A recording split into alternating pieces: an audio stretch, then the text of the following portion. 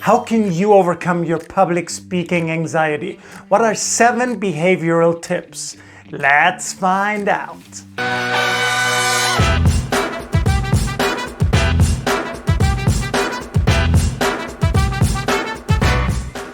By the way, if you're new here, make sure to hit that subscribe button. Also, I made another video for you can check out here. It's about mindset tips for overcoming public speaking anxiety. Check it out. Tip number 1, dress for success. You want to dress up a little bit. You want to dress in a way that it increases your confidence. Because here's very simple. If you're not dressed well, your anxiety will go up even further. Yeah. The only thing you got to keep in mind when you choose your outfit for your big presentation day, wear something that you feel comfortable with. All right? If it's something, let's say you're giving an investor presentation, you gotta wear suit and tie, that's sometimes the case, and you're not that comfortable in it yet, wear the same suit, wear the same tie for a day or 2 days in advance, all right? And just get comfortable with it. It's very important. But to overcome your anxiety, you gotta dress the right way. Tip number 2, come early to set up the room the way you want it to. Okay, it's so critical that you come earlier than the audience. My recommendation, like a half an hour earlier, okay, and get very, very comfortable in the room. And also very important, when you come early, you can change often many things that you don't like.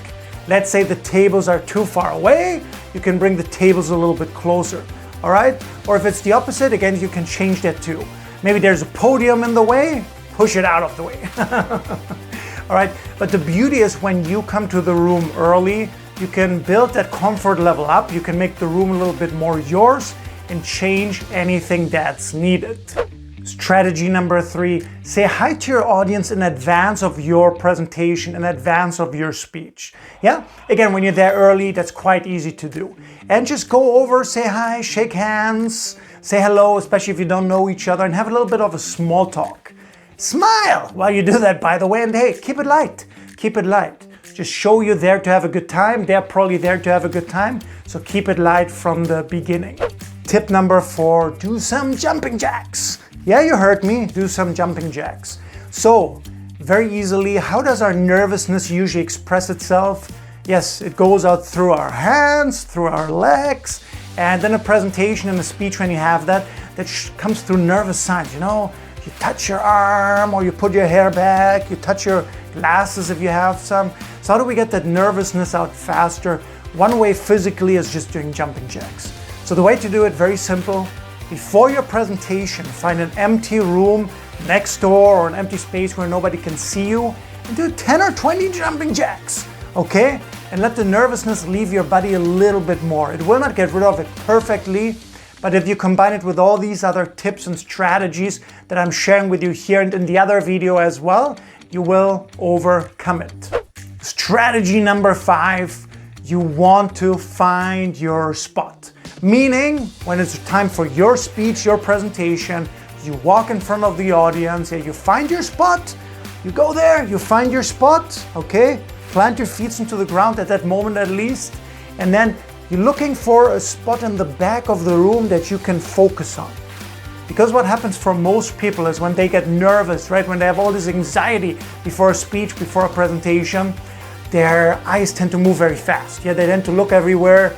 It's an internal process that sometimes comes out as well. So one way to do it, find your spot, center yourself, find a point in the back of the room, look at it for 2 seconds, calm yourself down and say, welcome everybody. Or however you want to start, all right? Or however you want to start, but center yourself first.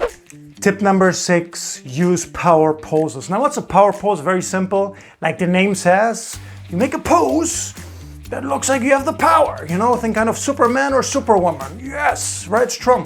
For some people it's presenting with arms wide spread, right? You start off like this, it makes you feel more confident.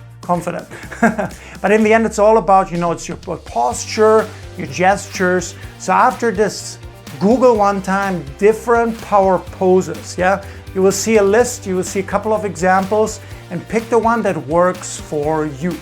Number 7, turn your nervousness into excitement. This strategy works wonders for so many people. You really just want to channel that nervous energy that's in your body at this moment, probably anyway, when you give your presentation, and you turn it over into excitement, into passion, into enthusiasm. Yeah, that works magic for most people because the energy is there. But how are you going to express it? In a nervous way or in an exciting way? The choice in the end is yours. All right? So turn that around. Only one thing you got to watch out with, and that is don't speak too fast. Yeah, many people that I've trained use this strategy very successfully, and some of them, though, they tend to speak too fast the first or second time they try this. So just be careful about that. And lastly, a little bonus tip here. Do not prepare an exact script. Yeah, it's so critical. So many people prepare a word-for-word script, and it almost always leads to some sort of failure. Yeah, the chance for failure with an exact word-for-word script is simply too high. The reason for that is simple.